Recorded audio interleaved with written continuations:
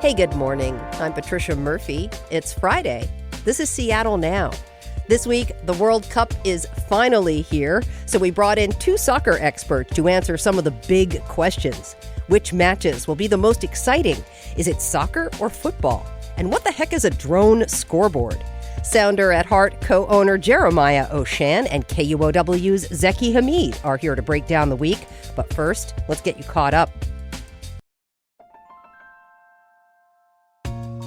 The father of a 7-year-old who was pepper sprayed by Seattle police in 2020 has settled a lawsuit against the city for $150,000. The incident happened during a protest near Westlake Center following the murder of George Floyd.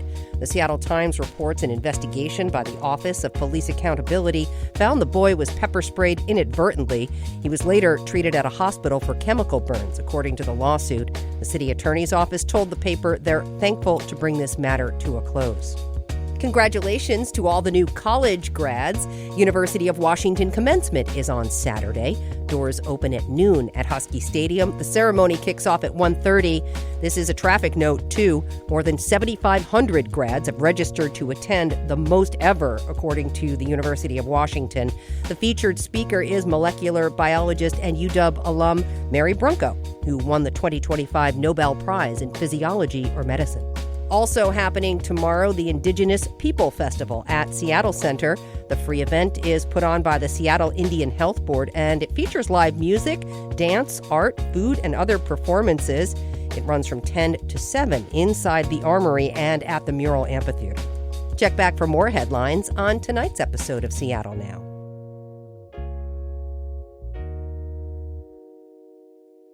It's Friday again. 3 sleeps until the first men's World Cup match in Seattle. We brought in a couple of soccer experts, and we're taping bright and early Thursday so we can all watch the Mexico-South Africa match this afternoon. Jeremiah Oshan is here. He's the co-owner and editor of Sounder at Heart and hosts their Nos Audietes podcast. Jeremiah, welcome to the show. Thank you for having me. Zaki Hamid is here, too. He's KUOW's director of community engagement and the biggest soccer fan at the station.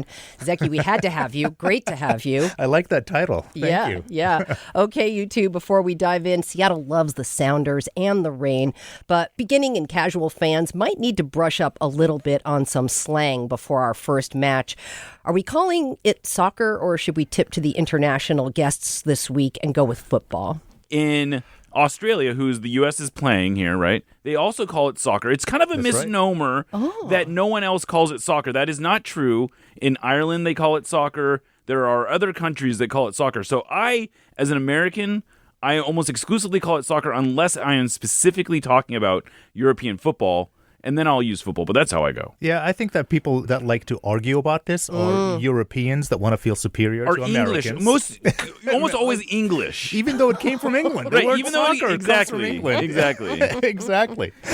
So, yeah, I don't care. I call it soccer. I live in America. This is what it's called. It's all good. Who calls it footy?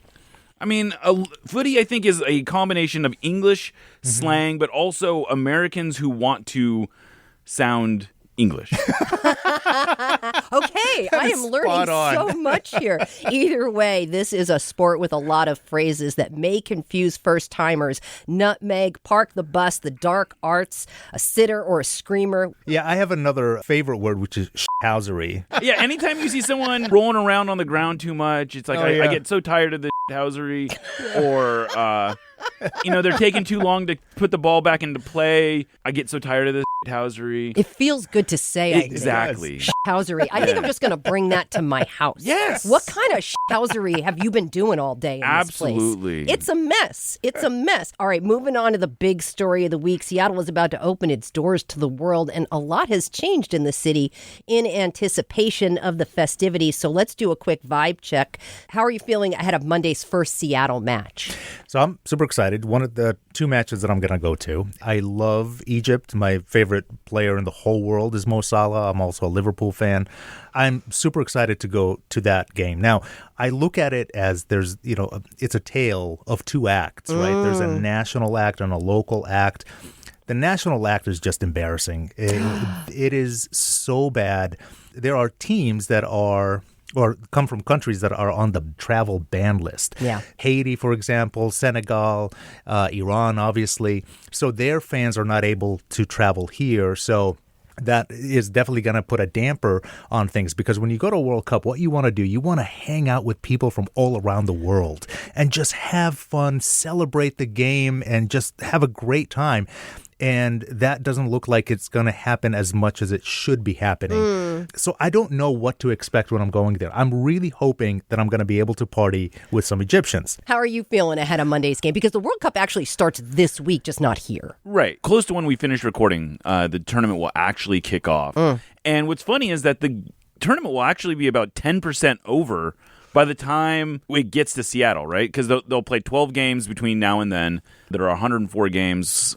Round that off to about 10%. So a lot of the tournament is happening elsewhere. And I think you're absolutely right that the national scene around this, it looks really bad. It's embarrassing as someone who was genuinely excited 8 years ago when we got this, and was even more excited whatever it was 4 years ago when we found out that it was coming to Seattle.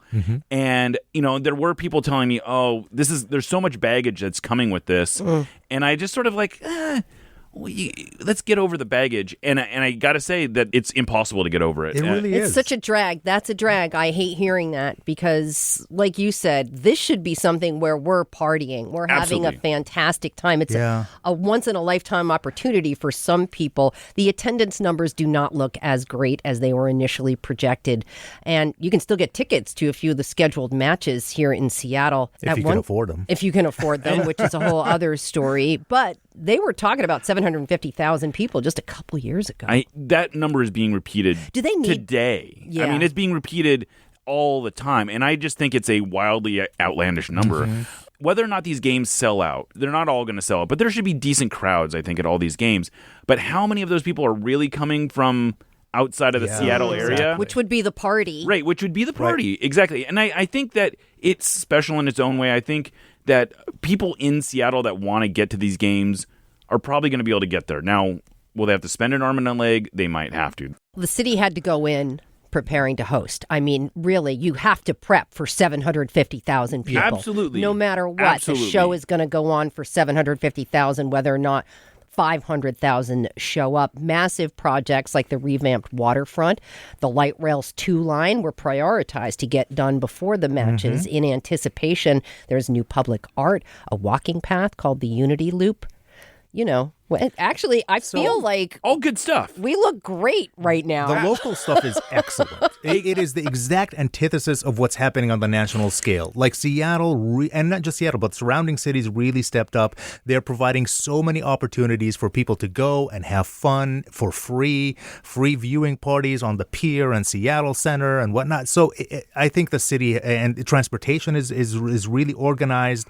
You look at some of the things that's happening in the East Coast, like New York and Boston, where they are. Oh my gosh! Like the tickets to take a train to the stadium is like over $100. But here, you have free shuttles and all of that. So the exact antithesis of what is happening on a national scale. So proud of this area. Like it's a good place to call home. No, and I think that's what's kind of unfortunate. It's like, how do you balance these two realities where you have on one level the national scene is a mess, but I do find a lot of pride, like you said, in the way that Seattle has organized itself. The way that they're handling transportation. Essentially, they're just saying, like, look, we're going to run our normal transportation, but we're going to increase the volume of it. It's wild, man. I saw a train I was going to miss when I was walking to the light. I always look up and go, that's the train I'm going to miss right there. And then 2 minutes later. And then bam, 3 minutes later, the 2 line rolled in. I'm like, this is good. I like it. We got those fancy new bathrooms. Oh, I know. It's so funny. I actually used one of those bathrooms yesterday because I was down by the stadium. I didn't really need to go, but I just felt like I just want to try. I want to see what all the hype is about. So I went in there, and it's nice. They are nice bathrooms. And I assumed that this was something that FIFA just kind of stood up and is running temporarily. But apparently the city is committed to doing this for a year, and they're going to run it as a pilot program. Nice. And we do need these bathrooms in public spaces. That's one of the things that, especially since COVID, that we have been missing in Seattle is public access to bathrooms. Yes. And if they can keep these bathrooms clean and nice, I mean, it was a nice nice bathroom. It was like going to someone's house and going to a nice bathroom and someone out. I was blown away. You all know what happens when we pilot anything in the city. It doesn't go away. It doesn't go away. So Seattle's also helping fans party with a soccer celebration barge, basically a floating watch party on Elliott Bay. Are you hopping on the barge? Yeah, I got tickets for... Like $52 for tickets. I wanted to experience it, and so I got tickets for 4th of July. Stop it. That'll be a fun one. That would be a fun one, yeah. That is fantastic. Yeah, I actually got a sneak peek of the barge yesterday. Shockingly far from being done, considering they are welcoming people on it today. So my assumption is they must have had to work through the night to get it ready. I will say that the waterfront looks really nice. Yeah, it does. One of the hacks I learned that I suspect will not be much of a hack by maybe the end of today is if you stand up on the overlook walk, you get a great view of the screens. I guess the way it works is on Pier 62, you need a ticket. It's free, but you do have to register ahead of time. To get onto the barge, it's paid. Yeah. Up there, it's obviously free, and you will probably have a great view. You'll be able to have, you have the mountains in the back. That's $1 million view from that. It's amazing. Yeah. I suspect that will quickly become kind of the place that most people want to go and casually watch a game. I think that, and the waterfront just really, it looks fantastic now. It's amazing. Right now. Jeremiah, your last podcast episode was how normies are approaching the World Cup in Seattle. What did you learn, and how does a non-soccer fan experience differ from yours? Well, I think one of the things that I learned in this podcast was that a lot of local businesses, a lot of small family-owned businesses are kind of progressing trepidatiously. Like, they don't want to overcommit and assume that there's going to be this big influx of customers. And so I think they're just trying to be optimistic without being overcommitted. And I think that's maybe the right approach, where it's like they're not going out and loading up on things that they wouldn't load up on otherwise. And if they get inundated with business, they can pivot if they have to. I think it just shows that it's like going to be a much more normal summer tourism-wise than I think maybe we thought a year ago. Sure. Where should a World Cup curious normie go to hang out for a good time? Oh, that's a good question. I do think the Pier 62 is a really good... That sounds like a good place, even if you're not a soccer fan, to be honest. And I will throw out one more. They're doing this thing that they're calling Soccer House at Pacific Place, which they've turned it, like, the whole Pacific Place into a basically a big watch party. Yeah. And I'm honestly most curious about that one, because I'm confident that we know what we're going to get at Pier 62. I'm confident we know what we're going to get at Victory Hall, which is across the street from T-Mobile. I think it's pretty predictable what it's going to look like at Seattle Center, but it could be amazing at Pacific Place. It could be kind of weird. Pacific Place has been existing in this strange spot for a while, but the way I'm thinking, first of all, there's Din Tai Fung in there. Yeah. There is hot pot. There is Thai food. And also, if it is hot outside, that's true. That is indoors to get out of the sun if you really feel like you need some space. Absolutely. One thing I would add is go to bars. Bars are going to be great. Yeah. You know what I mean? Like Rough and Tumble is a great bar to go to. Pitch the Baby, I believe, is the Capitol Hill version of... Is that what it's called? Yeah, I think so. All right, moving on to our next topic. The World Cup has had a massive impact on our city, undeniably, but we actually have to play these matches too. We got 6 of them, 4 in the group stage, then 2 knockout stage matches in July. Many of the soccer powerhouses of the world aren't slated to play here in the Northwest. 2022 champions Argentina are playing in Kansas City and Dallas. You two, which matches here in Seattle are you most excited about seeing, and which ones have the potential to be great games? I'm going to both Egypt games. I'm super excited for Egypt-Iran. I think that has the potential of being a really, really good game. It depends on, how the Iranian team are doing, because they can't even sleep overnight in the United States. My understanding is that they are based in Tijuana. Right. They will come up the day of the game and leave after the game. See, that's messed up. That is pretty messed up. Rough. That's messed up, and that really just is an unfair advantage now for any team that plays them. But I think that has the potential of being a really good game. There's potential, especially in round of 32 and 16, for bigger teams to come here. Any teams that could win the whole thing here? It would be a shock. Honestly, Belgium is the best team, is the best chance, but... Belgium? They could be like a dark horse, but they are, I don't know. There are a lot of interesting storylines, I think. There's no shortage of interesting games here. That's right. I think you can make the case that every single game has some intrigue around it. The U.S.-Australia game is going to be the most popular game. For understandable reasons, people are going to get excited about seeing the United States, but Australia is likely going to bring a pretty big traveling contingent. That is one country who has been able to seemingly get people into the country. That's right. They do travel well normally. They like to party. One of the intriguing potential matchups, though, is that if the United States wins its group and Belgium wins its group, they are on a collision course to meet in the round of 16 match that is here. That's right. And that would be pretty exciting. That would be huge. That would be huge. A quick round of applause for Christian Roldan, the Sounders midfielder who's made Team USA for 2 straight World Cups now. He'll be playing at Seattle Stadium next Friday. What does it mean to have a Sounders player during the World Cup right here in the city? That sounds freaking exciting. It is amazing. I mean, Christian Roldan is the only MLS players to make the U.S. team 2 tournaments in a row. That is correct. It is amazing. Christian is one of my all-time favorite Sounders players. I absolutely adore him. I have his jersey. First game against Australia, if he takes the field, and I think he will, people are going to go nuts. He is so fun for the absolute energy. Gem. He is an absolute gem. Yeah, and so one of the other things that's so great about Christian is that he's a California kid, but he moved here. He was lightly recruited out of high school.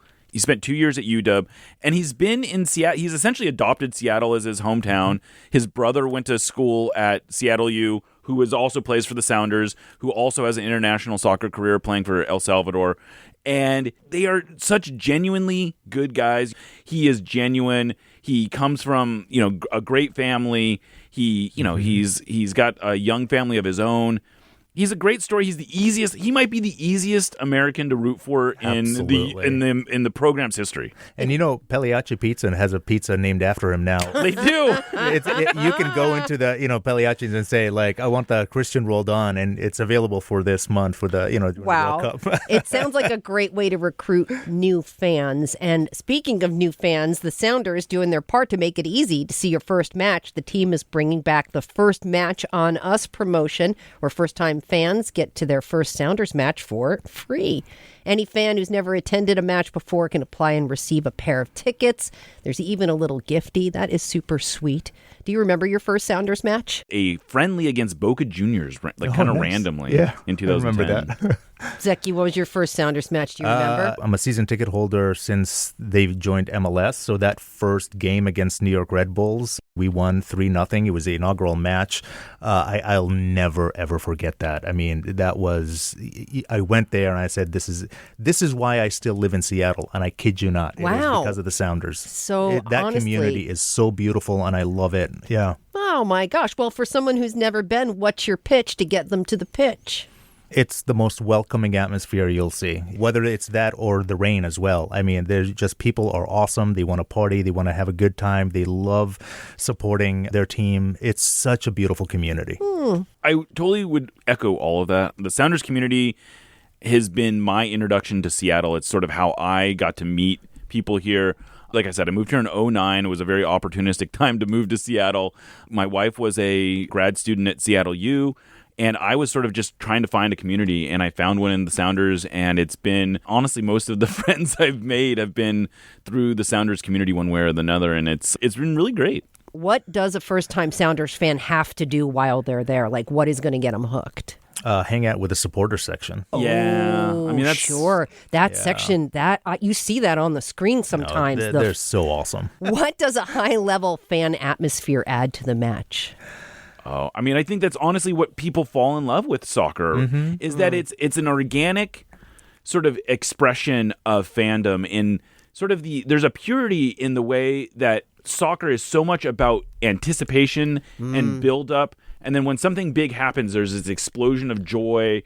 And there's nothing really quite like it aside from maybe a buzzer beater to win a game. Like we got last night. Like the Knicks last night. That's the closest thing. But you get, you have many moments like that within a soccer season because it's not constant where there's, basket here, whatever. It's, every goal is special. And so there's this organic expression of joy that I think makes soccer really unique. One last thing before we go. If you're looking for a World Cup final score, do not check your phone. Check the skies right next to the Space Needle. Visit Seattle is launching a first-of-its-kind drone scoreboard where drones will display light-up flags and final scores for each match. Is this just a fun distraction? Check the drone scoreboard, honey. Belgium's in the lead. I mean, it's fun. I don't. Drones are fun. Will it be visible during the day? That's been my question too. I saw this. I kind of came to this late. I've only recently heard about this, and I don't quite get it. I mean, these games are going to end at 2:00 in the afternoon for the most part. The sun's going to be hitting. Yes. Actually, I also wonder if this is an easy way to make the World Cup feel like kind of a big deal. Yeah, I mean, I think any sort of citywide expression that you can feel outside of the Pioneer Square area, I think is good. I love that they painted the Space Needle. Obviously, you can't see that everywhere, but I like that. I like the idea, and I think that's one of the things that I'm very curious to see. Is we're in the U District here, and there's not a ton of World Cup stuff everywhere, right? And so I'm curious to see if that sort of creeps out of Pioneer Square. Mm-hmm. I'm a little bit of a catastrophizer, and I feel like this drone scoreboard is just one teenager with an EMF jammer away from disaster. I just keep thinking of the 4th of July celebration where 55 drones fell into the lake down in SeaTac in 2024. They were in the middle. Anyway, I don't know, man. Remember that. Oh, gosh, that's just me. That is just me. And we're going to leave it there. Jeremiah Oshan is the co-owner of Sounder at Heart. Zaki Hamid is KUOW's Director of Community Engagement and premier soccer fan. Thanks, Zaki. Thank you. Good to see you, Jeremiah. Thank you for having me. Thanks for listening to Seattle Now.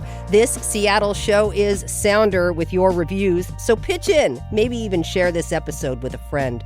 Today's producer is Vaughn Jones. It was edited by Andy Hurst. Our production team also includes Caroline Chamberlain Gomez, Brooklyn Jamerson Flowers, and Paige Browning.